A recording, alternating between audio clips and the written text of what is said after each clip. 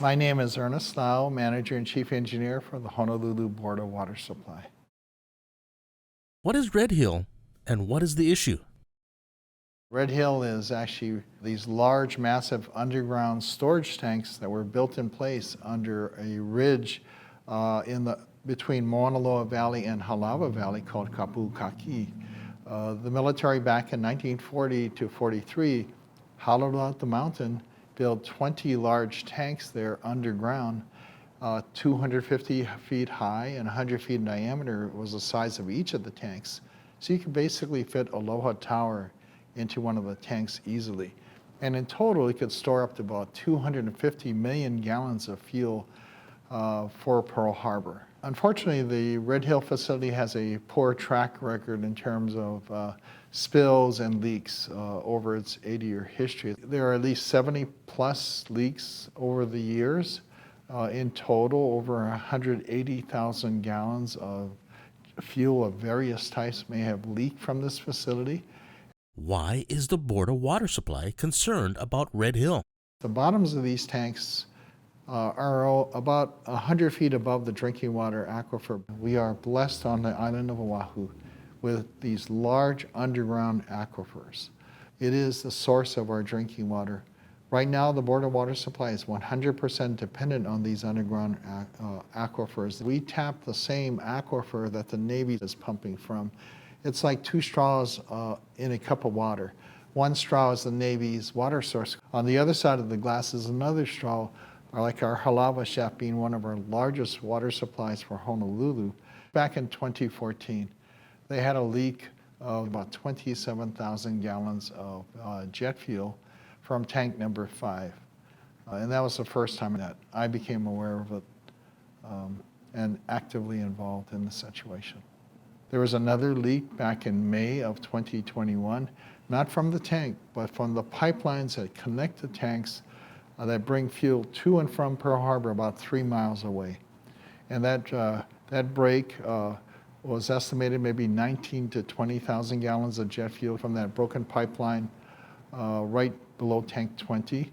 And then somehow got into the drain line for the Navy's firefighting system, their AFFF or aqueous film forming foam firefighting system. And it stayed in that drain line until around November of 2021, where that drain line was damaged by a Navy worker bringing equipment into the tunnels where the pipelines are located. And that drain line broke and leaked a combination of fuel and water right near the Navy's drinking water source, Red Hill Shaft. So about 93,000 people that live or work on Joint Base Pearl Harbor and Hickam Air Force Base were exposed to this jet fuel contaminated drinking water.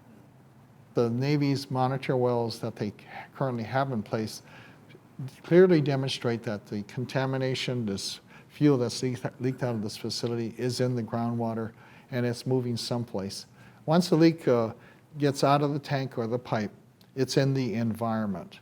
And we don't know where it's going to go in the environment. We suspect it's going to eventually make its way down into the groundwater, dissolve in it, and start to move with the water in the underground aquifer. What precautions are the Board of Water Supply taking? As a precaution, we shut down 3 wells, Halawa Shaft, Halawa wells, and Aiea wells. Prior to that, from 2014, we started to test our drinking water wells, the 5 closest to the Red Hill facility, both on the Mauna Loa side, east of the Red Hill facility, and also west. 5 different BWS wells started to test on a regular basis for petroleum contamination. We really made a really hard effort to get the word out, to educate people and share information, be as transparent as possible with our community. Because an engaged, informed community is key to the solutions here. Why is community involvement important on the future of Red Hill? I just want to make it really clear, the fuel that leaks out of this facility or spilled out of this facility doesn't just disappear. The challenges of Red Hill have been, everything is occurring deep underground. The disaster has happened. And more damage could be done until every drop of fuel is out of that facility. But an informed and engaged community has been key to getting the Navy to change their mind about the Red Hill facility. And that only happened because the voices of our community, speaking with one voice, with concern and demanding action, that our Department of Defense, the U.S. Navy, correct this situation. We need to stay on this because this will still go on for years to come. So we want to make sure that the military follows through with the words that they're telling us right now, that they demonstrated by their action, that they actually get every drop out of there as quickly as possible, and that they actually close this facility so that nothing like this could ever happen again. That I think there is a change in the minds and hearts of the people of Hawaii to really start to take to heart the concept of aloha aina, that we need to care for our aina. If we don't, we're going to be in trouble.